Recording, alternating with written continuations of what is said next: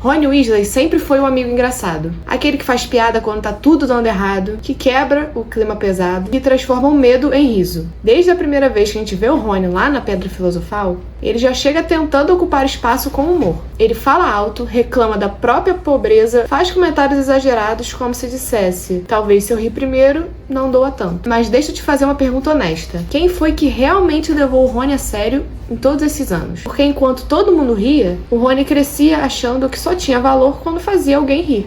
E na verdade esse é o perigo de ser sempre o alívio cômico. Ninguém percebe quando o riso começa a virar obrigação. E é exatamente sobre isso que a gente vai falar hoje.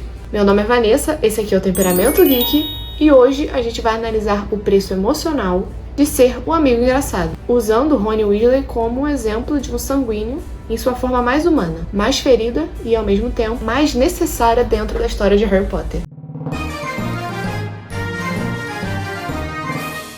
Para entender o Rony, não dá para olhar só as ações dele. A gente precisa entender o que move o temperamento sanguíneo. O sanguíneo, ele é emoção pura. Ele sente tudo em intensidade máxima. A alegria vira euforia, a tristeza vira drama e a rejeição vira desespero. O sanguíneo, ele é movido por pessoas, por vínculos, por pertencimento. O sanguíneo, ele precisa se sentir amado para se sentir seguro. E o Rony é um exemplo disso.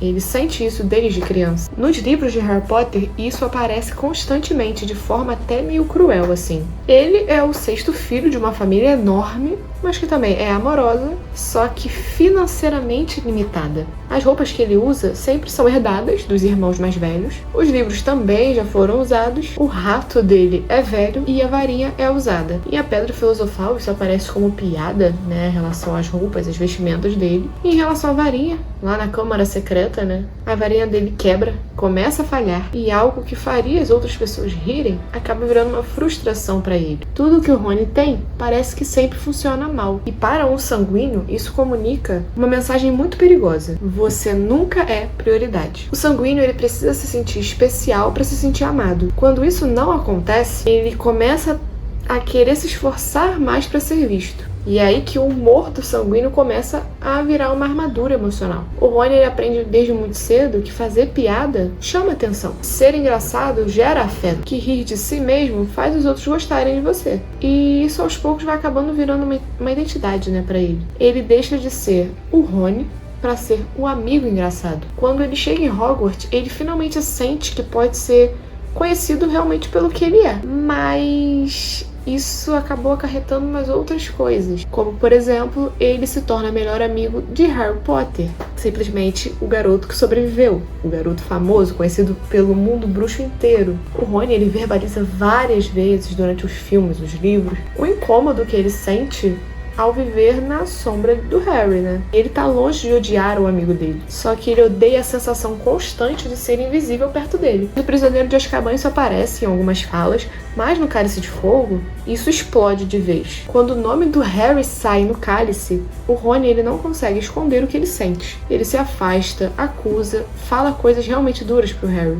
E muitas pessoas podem ver isso como traição, né? Mas, na verdade, o que tá acontecendo ali é um sanguíneo ferido, que não sabe dizer: eu me sinto pequeno. E por isso ele vai e fala: você mentiu pra mim.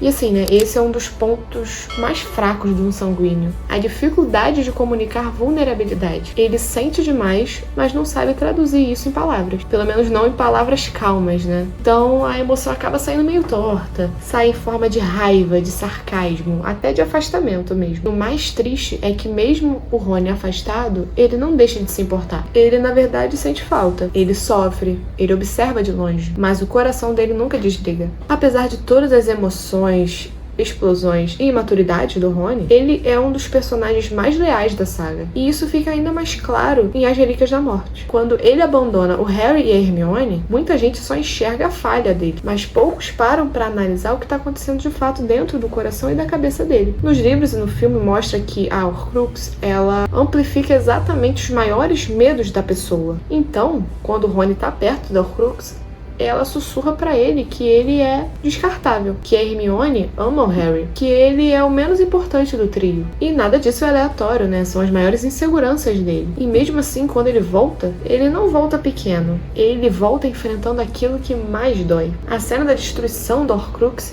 talvez seja a que mais representa o temperamento sanguíneo do Rony. Ele consegue encarar todas as vozes que dizem pra ele que ele é insuficiente. E ainda assim ele escolhe ficar, ele escolhe lutar, ele escolhe amar. Porque quando o sanguíneo ele se coloca para amar alguém, ele realmente o ama com toda a força. Se você já se identificou com esse conflito interno, com essa sensação de nunca ser prioridade, talvez seja um bom momento para você curtir esse vídeo. E assim, né, o humor do Rony ao longo da saga nunca foi só uma característica divertida. Isso sempre foi um mecanismo de defesa. Em A Câmara Secreta, por exemplo, quando ele fala "sigam as aranhas", por que não é "sigam as borboletas"? Ele simplesmente está em pânico. As aranhas, né, são o maior medo dele. E mesmo assim ele joga uma piada no meio da situação. Porque rir é a única forma que ele encontra de não desmoronar. Nos livros, o Rony constantemente faz comentários sarcásticos durante as batalhas, ironiza situações perigosas, usa o humor como escudo. Quanto mais a situação aperta, mais ele tenta aliviar o clima. E isso é muito típico de um sanguíneo. Transformar dor em riso porque não sabe lidar com o sofrimento em silêncio. Só que essa armadura, ela não aguenta tudo, né? Quando o assunto é amor,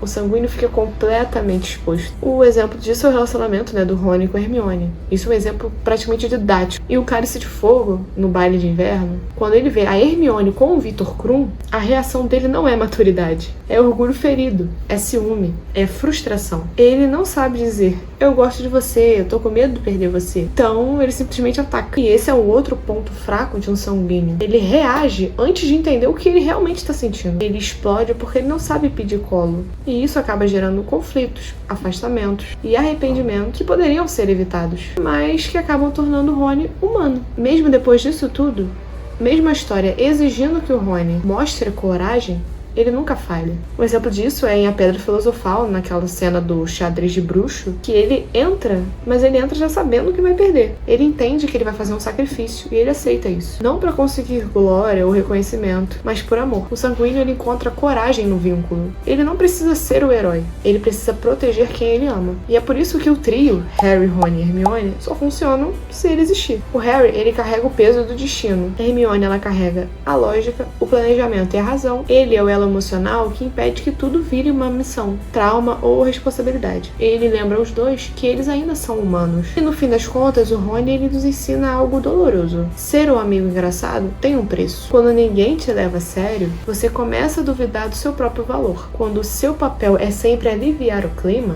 ninguém percebe quando você tá mal. Mas ele também nos lembra de algo muito bonito, que é que sentir demais não é fraqueza. Amar demais não é erro. Ser emocional não é defeito. O sanguíneo, ele não nasceu para brilhar sozinho. Ele nasceu para conectar pessoas, para criar laços, para lembrar o mundo que sentir é parte da magia. Agora me conta aqui nos comentários, você já foi aquele amigo engraçado que faz piada de tudo? E por isso as pessoas acabam não te levando a sério? Curte, comenta, se inscreve aqui no canal. E depois desse vídeo, assiste a análise que nós fizemos da personagem da Hermione. Lá você vai conseguir entender um pouco a dinâmica do Rony e da Hermione e como que esse relacionamento pode acontecer, né? Pode dar certo. Até o próximo vídeo. Tchau!